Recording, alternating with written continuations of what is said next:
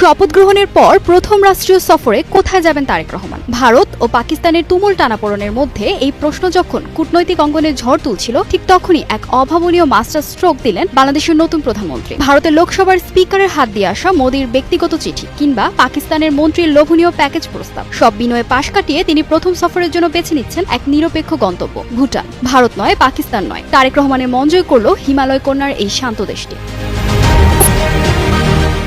ভারত পাকিস্তান উভয় দেশই তারেক রহমানকে প্রথম সফরে পেতে মরিয়া ছিল। যে কোনো এক দেশে আগে গেলে অপর দেশের সঙ্গে সম্পর্কের ভারসাম্য নষ্ট হওয়ার একটি সূক্ষ্ম ভূরাজনৈতিক ফাঁদ তৈরি হয়েছিল। দিল্লি গেলে মনে হতো বাংলাদেশ ভারতের বলয়েই থেকে গেল, আর পাকিস্তান গেলে ভারতের সঙ্গে শুরুতেই বড় ধরনের তিক্ততা তৈরি হতো। কিন্তু তারেক রহমান সেই ফাঁদে পা দিলেন না। পররাষ্ট্রমন্ত্রী ডক্টর খলিলুর রহমানের সাথে পরামর্শক্রমে তিনি এমন এক পথ বেছে নিলেন যা একই সাথে স্বাধীন পররাষ্ট্রনীতির পরিচয়ক এবং কূটনৈতিকভাবে শতভাগ নিরপেক্ষ।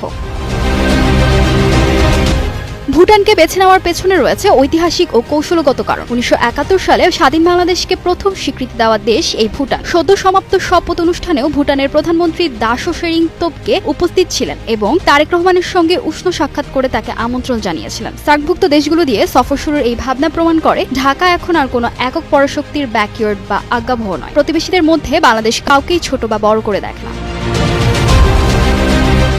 শুধু আন্তর্জাতিক কূটনীতিতেই নয়, দেশের ভেতরেও চমক দেখাচ্ছেন তারেক রহমান। দায়িত্ব নেওয়ার পরপরই তিনি এমপিদের শুল্কমুক্ত গাড়ি ও সরকারি প্লট নেওয়ার নীতি বাতিল করেছেন এবং মন্ত্রীদের বাহুল্য খরচ কমানোর কড়া নির্দেশ দিয়েছেন, যা সাধারণ মানুষের কাছে ব্যাপকভাবে প্রশংসিত হয়েছে। একদিকে বিলাসিতা ও সুবিধা বাতিল করে প্রশাসনের স্বচ্ছতার বার্তা দেওয়া, অন্যদিকে আন্তর্জাতিক কূটনীতিতে ভারত পাকিস্তানের রশি টানাটানি এড়িয়ে নিরপেক্ষ ভুটানকে বেছে নেওয়া। সব মিলিয়ে তারেক রহমান স্পষ্ট বার্তা দিচ্ছেন, আবেগ বা কোনো দেশের দাদাগিরি নয়, তার সরকারের একমাত্র মন্ত্র এখন সবার আগে বাংলাদেশ।